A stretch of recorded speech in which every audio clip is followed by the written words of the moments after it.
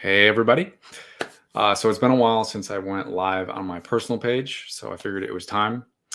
But typically, I go live with a couple others, Brandon and Rebecca, and we do it weekly on Tuesdays in our group. Drop the Fat, Not the Taco. So if you're not a part of it, you should join it because it's cool.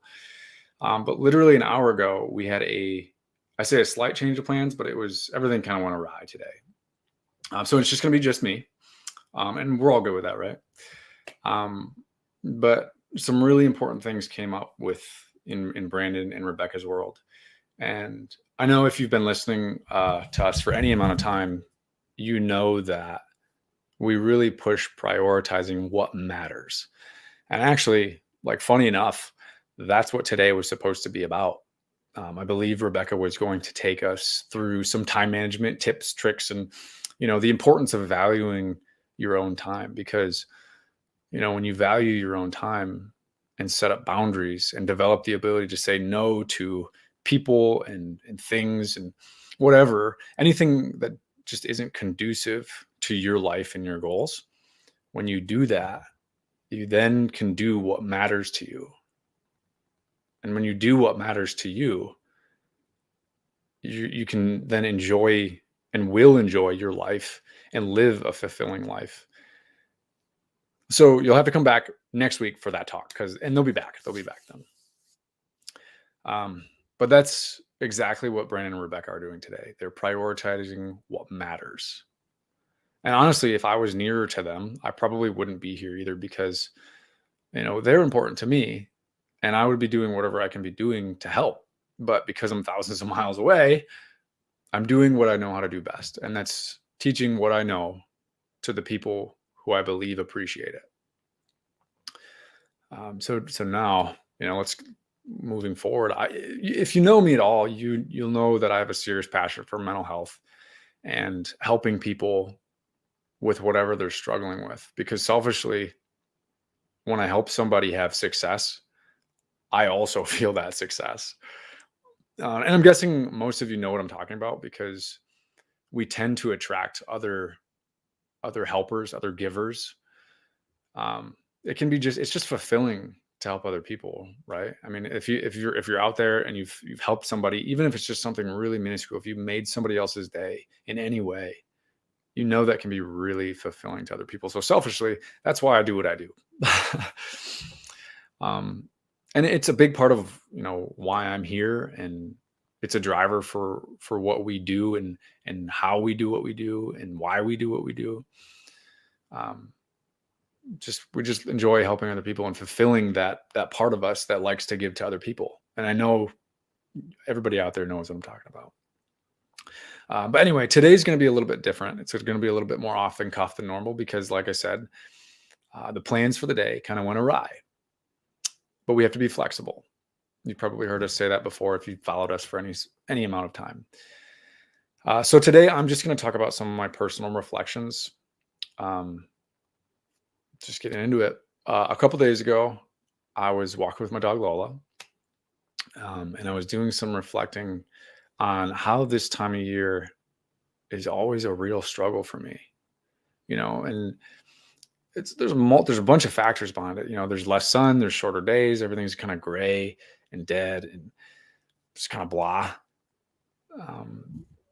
And there's also a lot of this holiday cheer out there, and we're all supposed to be super happy and loving life, right?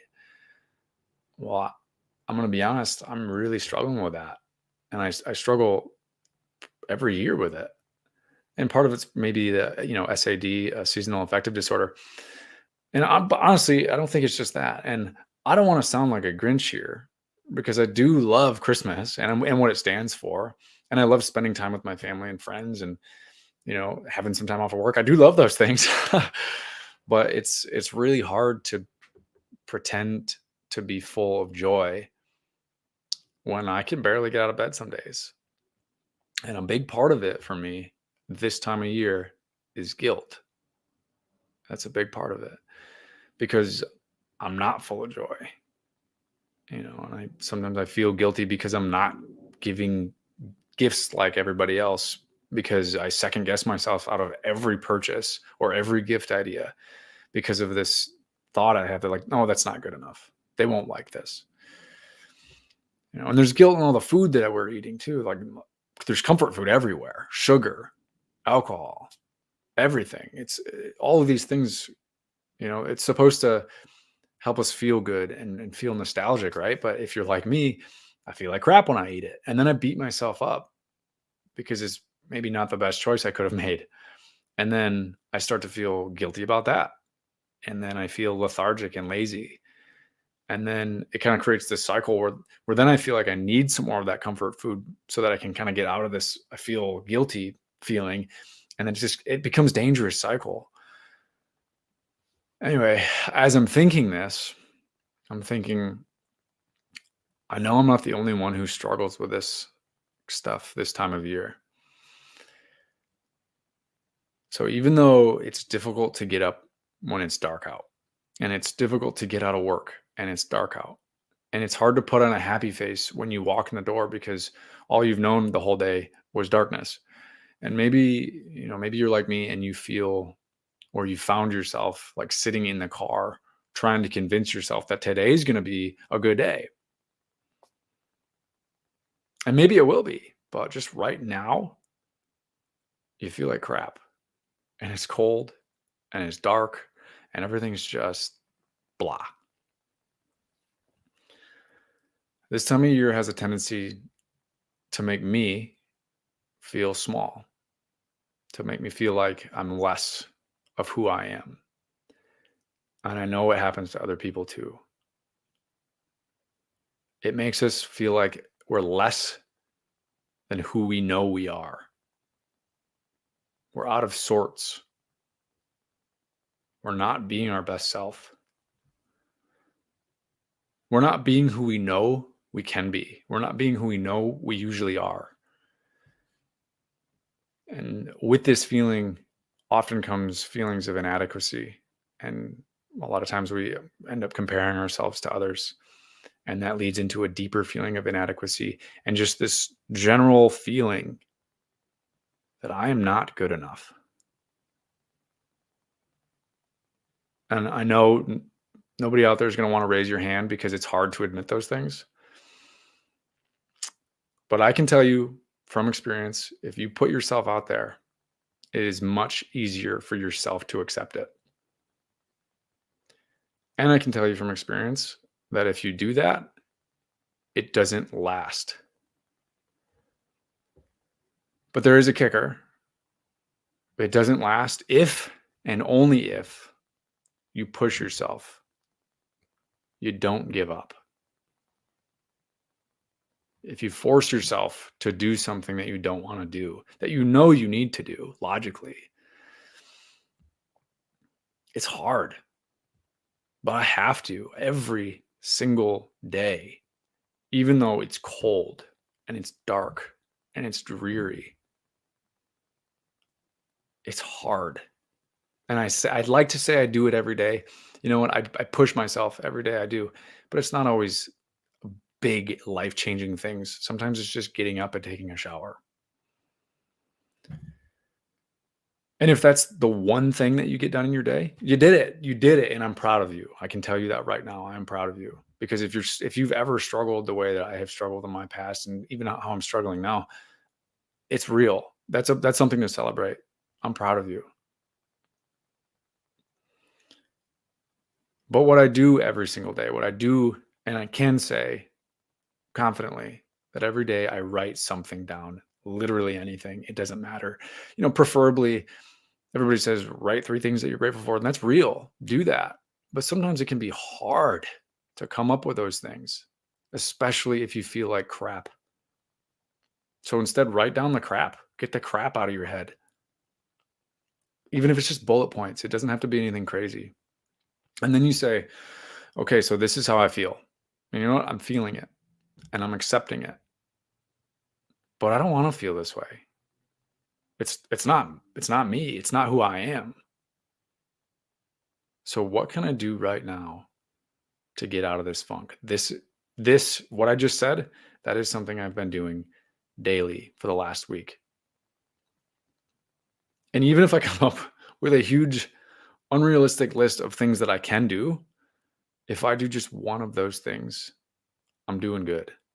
And if you just do one of those things, you're doing good. It's so easy to focus on the things that we haven't done. And we typically do that. We focus on things that we haven't done in our lives or we haven't done in the day. And we beat ourselves up because maybe we didn't do enough throughout the day. But in reality, who gets to define what is enough in your day?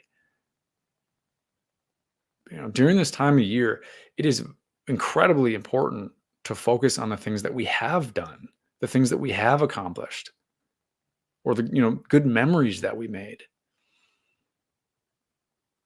And you might have to force yourself into those memories, but those are the bright spots that get us through. And sometimes that's exactly what it takes, forcing yourself to be positive, forcing yourself into those memories, forcing yourself to take a shower, forcing yourself to go for a walk. But the worst thing that you can do, and again, this is coming from personal experience, the worst thing that you can do is allow yourself to sit in it for too long.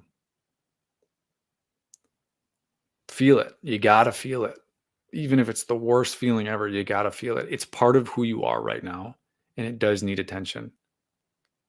But then it needs a good kick in the butt to make it go away.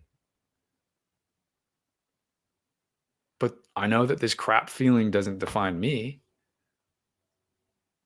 I know it doesn't define you. It's not who we are. So we can't let it run our lives.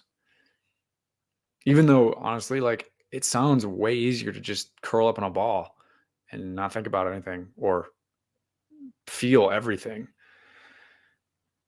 But it also sounds really hard. I don't want to do that.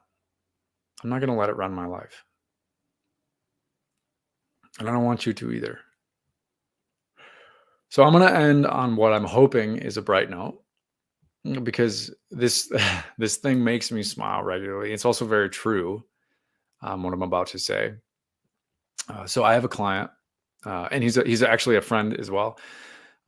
His name's Bill, and Bill is incredibly particular. Everything has to be done a very specific way, and I like this about him.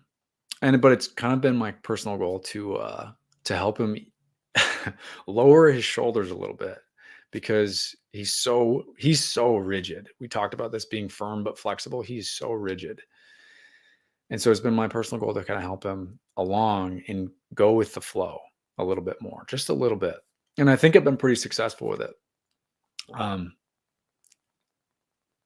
To help him not make the process of whatever he's working on horrible because he wants it to go so perfectly, to let those shoulders relax a little bit and let it happen however it's going to happen. It doesn't mean you don't want to work hard on it, but it doesn't mean it has to be done so rigidly. Anyway, that gives you a little bit of idea who Bill is. But so Bill says this thing, and it's so true, and it's so simple. And honestly, it can almost undo some of the mindset training that I've done with him about taking it easier and going with the flow a little bit more. But he uses it to motivate himself. But he doesn't know how powerful this saying actually is because it's so simple and true. But I also want you to take it with a grain of salt.